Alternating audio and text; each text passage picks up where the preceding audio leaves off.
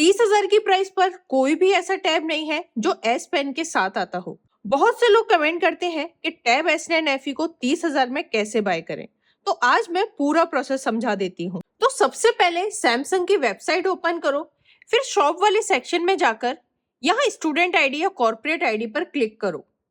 जैसे ही student ID या corporate ID पर क्लिक करेंगे, यहाँ हमारा लॉगिन पेज ओपन हो जाएगा। फिर सैमसंग टैब वाले सेक्शन में जाकर टैब S9 FE सेलेक्ट करना है। Wifi model 6GB RAM and 128GB storage वाला। आपको जो लेना है आप वो सेलेक्ट करो। यहाँ आप देख सकते हो सभी टैब पर ऑलरेडी 10% डिस्काउंट लग गया है। अब अपना मॉडल सेलेक्ट करो, सारे स्पेसिफिकेशन चेक करके आगे बढ़ो। यहाँ SDFC का ऑफर दिख जाएगा जो फिलहाल 4,000 का है। ये पेमेंट पेज पर ही अप्लाई होगा। कीबोर्ड कवर का ऑफर लॉन्च पर ही आया था तो वो अब नहीं मिलेगा। यहाँ कीबोर्ड कवर अब 10,000 का है, अगर किसी को ऐड करना है तो कर सकता है। फिर नेक्स्ट करते जाओ और यहाँ रेफरल कोड यूज नहीं कर सकते इन ऑफर्स के साथ। फाइनल पेज पर SDFC कार्ड डिटेल डालो तो 4,000 का इंस्टेंट डिस्काउंट मिल जाएगा।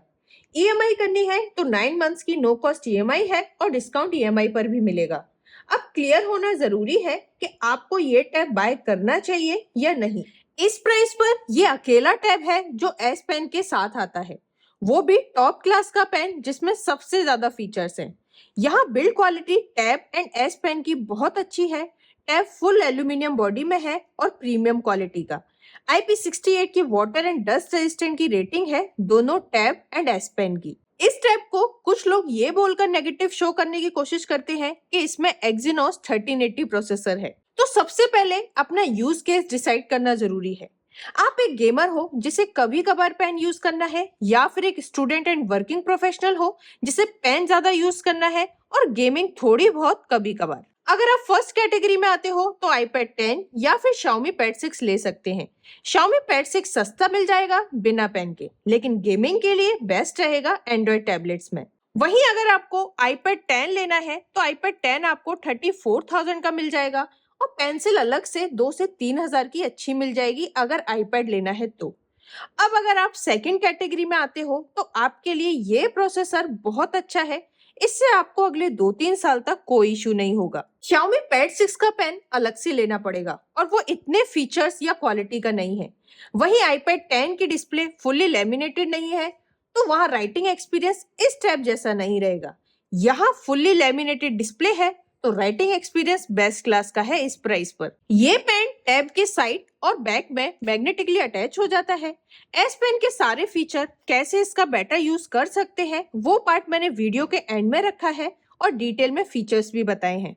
अब अगर इसकी डिस्प्ले क्वालिटी की बात करूं तो यहाँ पैनल भले ही TFT LCD है, लेकिन मैं क्लियर बोलती हूँ कि ये बेस्ट क्लास डिस्प्ले है। कंटेंट वॉचिंग एक्सपीरियंस यहाँ बहुत अच्छा रहेगा। डुअल स्टीरियो स्पीकर्स हैं जिनकी क्वालिटी टॉप नॉच है। अगर एक छोटे से रूम में रखकर इस पर मूवी देखें तो आवाज अच्छी आएगी और लाउड एंड क्लियर है।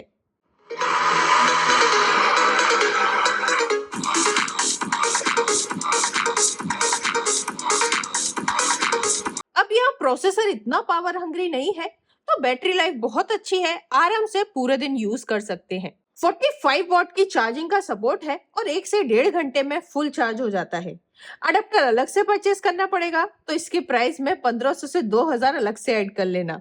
और अगर किसी को टैब पर लैपटॉप वाली फीलिंग लेनी है तो ये कीबोर्ड कवर बाय कर लो, फिर डेस्क मोड में इसे लैपटॉप की तरह यूज किया जा सकता है। यहाँ ये क्लियर है कि इसका एक्सपीरियंस लैपटॉप की तरह फास्ट एंड फ्लूइड नहीं रहेगा, इसकी लिमिटेशंस हैं। फिर भी जरूरत के टाइम पर माइक्रोसॉफ्ट ऑफिस यूज करना एक फीचर ही है।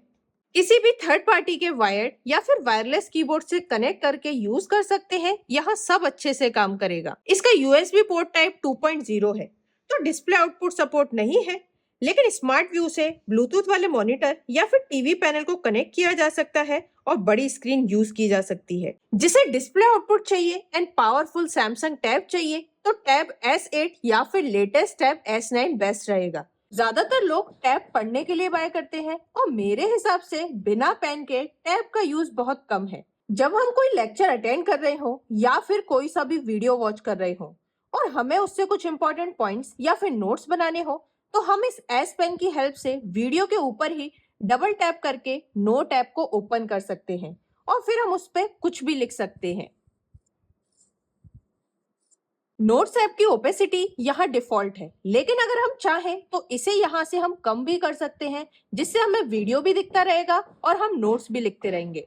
उसके लिए हमें यहाँ इस ब्लू मार्क पे जाना है। यहाँ ओपेसिटी का ऑप्शन है, इसे हम एकदम कम या ज्यादा भी कर सकते हैं। इससे अब हम यहाँ नोट्स भी राइट कर सकते हैं और हमारा वीडियो भी चलता रहेगा। इसके साथ ही अगर हमें किसी लेक्चर या अपनी नोट राइटिंग का स्क्रीन रिकॉर्ड करना हो तो वो भी हम कंट्रोल पैनल में जाके स्क्रीन रिकॉर्ड भी कर सकते हैं।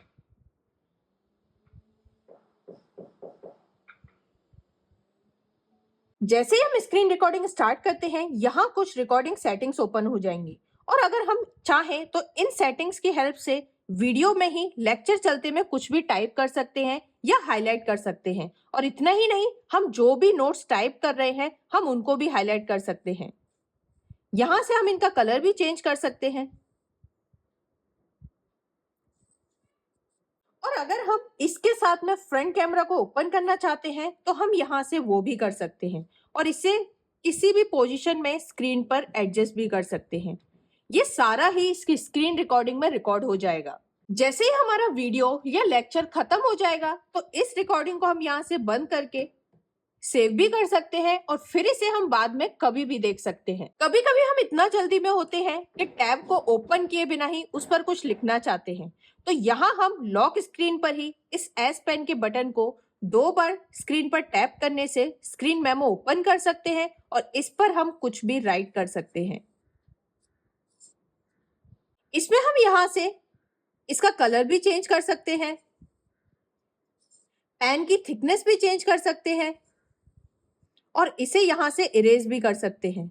और जो भी इंफॉर्मेशन हमने इस पर लिखी है उसे हम यहां से सेव भी कर सकते हैं और जब हम उसे बाद में देखना चाहें तो सैमसंग नोट्स में जाके उसे चेक कर सकते हैं। जब हम किसी टॉपिक पर नोट्स प्रिपेयर कर रहे होते हैं तो कभी कभी कुछ वेबसाइट से टेक्स्ट कॉपी करके अपने नोट्स में ऐड करने की सोचते हैं, तो यहाँ ये फीचर भी यूज किया जा सकता है। किसी भी वेबसाइट पर जाकर, जैसे मैंने यहाँ पर सैमसंग ब्राउजर ओपन किया है, अब यहाँ हमें जो भी रेलेवेंट टेक्स्ट चाहिए उसे हम एस पेन के बटन को प्रेस करके सेलेक्ट कर सकते हैं। टेक्स्ट को सेलेक्ट करने के बाद यहाँ ऊपर ऑप्शंस आते हैं, इसमें हम ऐड टू नोट्स कर सकते हैं या फिर इसे डायरेक्टली ही इस पर पेस्ट कर सकते हैं। ऐड टू नोट्स करने पर ये ऑटोमेटिक ही सैमसंग नोट्स में पेस्ट हो जाएगा। नोट्स में पेस्ट होने के बाद जिस वेबसाइट से हमने ये टेक्स्ट कॉपी किया है उसका लिंक भी यहाँ पेस्ट हो जाएगा, जिससे इन फ्यूचर अगर हम सेम वेबसाइट को ओपन करना चाहें तो इजीली कर सकते हैं। और सिर्फ इतना ही नहीं, यहाँ हम नोट्स में इमेजेस भी ऐड कर सकते हैं। अगर हमें किसी वेबसाइट से इमेज ऐड करनी है जो कि मेडिकल स्टूडेंट्स बहुत यूज करते हैं, तो हमें वेबसाइट ओपन करनी है, फिर हमें इस एस पेन के बटन को इमेज के ऊपर प्रेस एंड होल्ड करना है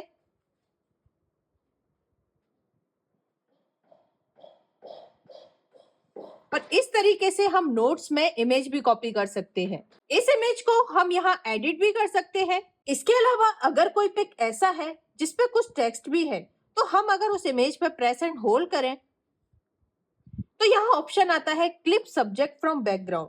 इस पे सेलेक्ट करते ही हमारी इमेज एक्सट्रैक्ट हो जाती है और हम उसे फिर ड्रैग एंड ड्रॉप भी कर सकते हैं और इसे भी हम यहाँ से एडिट कर सकते हैं। नेक्स्ट पॉइंट ऐसा है जिससे सभी स्टूडेंट्स रिलेट कर सकते हैं। जब हम किसी पर्टिकुलर वेबसाइट पर किसी टॉपिक के बारे में पढ़ते हैं तो कभी कभी वो हमें इतना अच्छा लगता है कि हम पूरे ही आर्टिकल का नोट्स बनाने की सोचते हैं। तो उसके लिए हमें यहाँ पहले इसे रीडर मोड में इनेबल करना है। उसके बाद इसके साइड पैनल में जाकर सैमसंग नोट्स को स्प्लिट स्क्रीन में ओपन करना है। उसके बाद हमें यहाँ न्यू पेज ओपन करना है। फिर ये ऑटोमेटिकली इस वेबसाइट के लिंक का या फिर पूरे पेज को कॉपी करने का ऑप्शन देता है। जैसे ही हम यहाँ होल पेज को क्लिक करते हैं, यहाँ पूरा ही आर्टिकल कॉपी हो जाता है। ये article as it is notes में पेस्ट हो गया है। अब हम इसके ऊपर अपने पॉइंट्स भी लिख सकते हैं, इसे हाईलाइट भी कर सकते हैं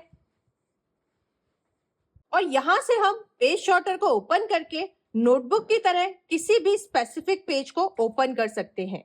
और जब हमारी स्टडी कंप्लीट हो जाए तो इसे सेव एज फाइल में जाकर पीडीएफ फाइल या फिर वर्ड फाइल या फिर पावर पॉइंट में भी सेव कर सकते हैं।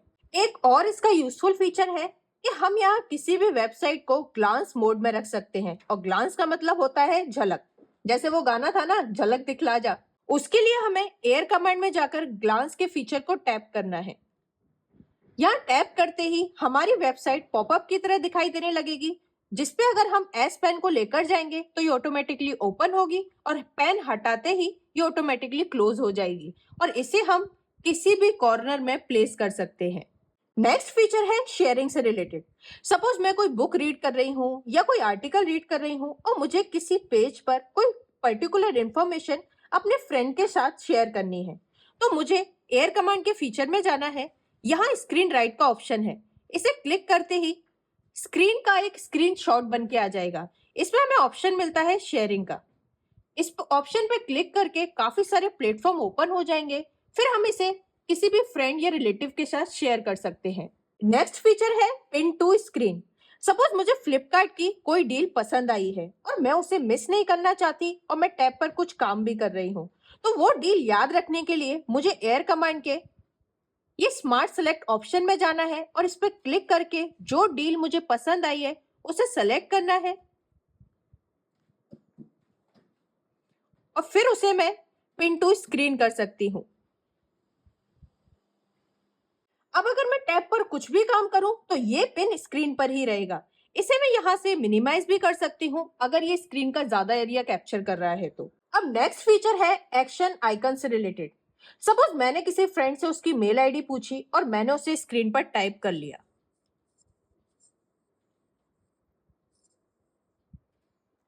तो मुझे वन टाइम बैक करना है और इस एस पेन को मैं इस ईमेल के ऊपर लेके जाऊंगी, तो ये ऑटोमेटिकली मुझे ईमेल ऑप्शन में ले जाएगा, जिससे मुझे जो भी मेल करना है मैं ऑटोमेटिक इससे कर सकती हूँ। सेम इसी तरीके से अगर मैं किसी का फोन नंबर राइट करना चाहूँ और उसे कॉल करना चाहूँ तो मैं वो भी कर सकती हूँ। मुझे नंबर टाइप करना है, वन टाइम बैक करना है और यहाँ ये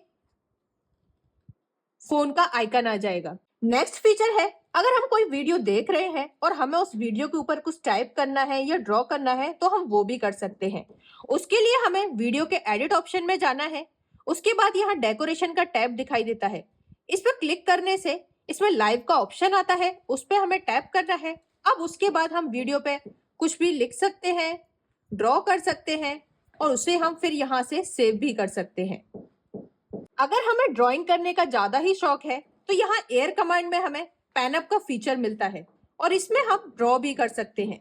उसके लिए हमें इसमें जाना है, या हम कोई भी पर्टिकुलर सब्जेक्ट सेलेक्ट कर सकते हैं, फिर हमें इसमें अपनी पसंद से ड्राइंग भी कर सकते हैं। नेक्स्ट फीचर है कैलेंडर के अंदर। सपोज हमें किसी डेट पे कोई रिमाइंडर सेट करना है, उसके लिए हमें क्या करना है, कैलेंडर ऑप्शन में जाके इसके एडिट ऑप्शन में जाना है, फिर हमें इसे जूम करना है जिससे हमें जिस डेट पर रिमाइंडर सेट करना है वो डेट हमें ठीक से दिखाई दे सके। सपोज मेरे को यहाँ 29 पे रिमाइंडर सेट करना है, तो यहाँ मैंने रिमाइंडर लिख दिया, फिर इसे सेव कर देना है और यहाँ हमारे कैलेंडर में रिमाइंडर सेव हो जाएगा। नेक्स्ट फीचर है एयर प्रीव्यू का। अगर हम गैलरी में कोई पर्टिकुलर फोटो वॉच करना चाहते हैं और हमें वो पूरा फोटो ओपन नहीं करना, तो हमें उस फोटो के ऊपर बस एस पेन को लेकर जाना है और इस तरह से हमें वो प्रीव्यू दिखाई दे जाएगा, और ये फोटो में ही नहीं हम वीडियो में भी देख सकते हैं। हम एस पेन को कस्टमाइज भी कर सकते हैं। उसके लिए हमें सेटिंग में जाना है। सेटिंग में हमें एडवांस फीचर्स का ऑप्शन मिलता है, इसके अंदर एस पेन का ऑप्शन आता है और इसमें हमें काफी सारी सेटिंग्स मिल जाती हैं एस पेन को कस्टमाइज करने की। यहाँ हमें एयर कमांड में दो ऑप्शन मिलते हैं कि हमारा ये एयर कमांड का ऑप्शन किस स्टाइल में आएगा, स्टैंडर्ड या कॉम्पैक्ट। अभी ये स्टैंडर्ड पर सेव है तो कुछ इस तरह का शो करता है। अगर मैं इसे कॉम्पैक्ट पे कर देती हूँ तो ये कुछ इस तरह से आएगा। इसके अलावा एयर कमांड के नीचे ही एयर व्यू का ऑप्शन है। यहाँ मैंने जो अभी प्रीव्यू वाला ऑप्शन बताया था उसे हम यहाँ से ऑन भी कर सकते हैं और ऑफ भी कर सकते हैं कि हमें एस पेन का यूज सिर्फ पॉइंटर के लिए करना है या प्रीव्यू के लिए करना है या फिर प्रीव्यू एंड पॉइंटर दोनों के लिए करना है। उसी के ही नीचे है एस पेन टू टेक्स्ट, जो कि मैंने अभी बताया था कि गूगल पे हम कुछ भी सर्च करते हैं या यूआरएल में टाइप करते हैं तो एस पेन से बाहर लिखने पर ही वो ऑटोमेटिकली टेक्स्ट में कन्वर्ट हो जाएगा, तो उसे भी हम यहाँ से ऑन या ऑफ भी कर सकते हैं। इसके नीचे ही स्क्रीन ऑफ मेमोज का ऑप्शन है। अगर हम इसे ऑफ कर देंगे तो हम जो लॉक स्क्रीन पर लिख पाते हैं वो हम नहीं लिख पाएंगे, इसलिए इसे ऑन कर देंगे तो ज्यादा फायदे में रहेंगे। इसके अलावा और भी काफी सारी सेटिंग्स हैं जिसे हम चाहें तो यहाँ से चेंज भी कर सकते हैं। हो सकता है कुछ फीचर्स एंड पॉजिटिव पॉइंट रह गए हो या फिर नेगेटिव पॉइंट्स भी रह गए हो, तो आप कमेंट में पूछकर क्लियर कर सकते हैं। Thank you and take care.